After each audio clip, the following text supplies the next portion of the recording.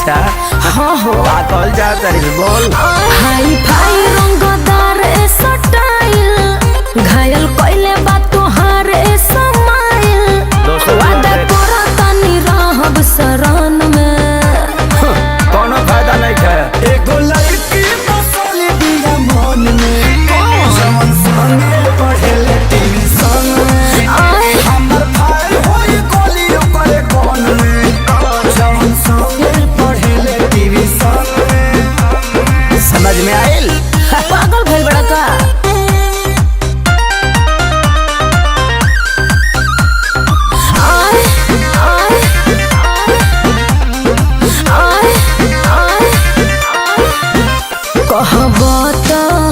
तोहरे ही स्कूल में नाम लिखवाले सारा दुनिया से लड़के जोड़ी तोहरे संगे बना बन गई रामा तो कुछ करबे रे तोरा हाथे न आई बड़ी अपना माई के बतहिया ओकरे के बनाई बरे।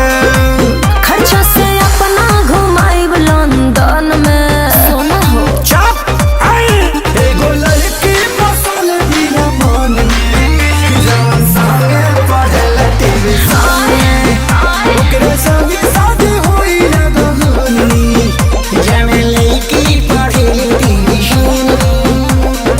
आई हो दादा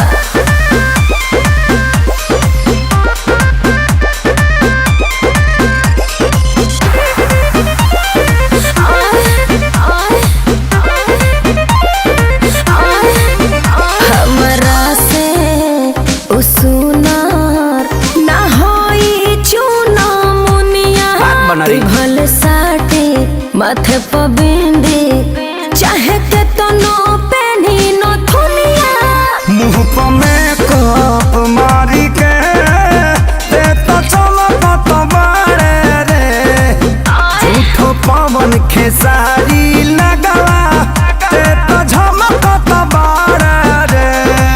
अब फांसी डाल बोढ़नी से गरदन में फसाइबे का एगो लड़की बसल बिया मन में जवन संगे पढ़ेले ट्यूशन में हम कहाँ जाए हमर भाई होई गोली ओकरे कोन में जवन संगे पढ़ेले ट्यूशन में। बुझले।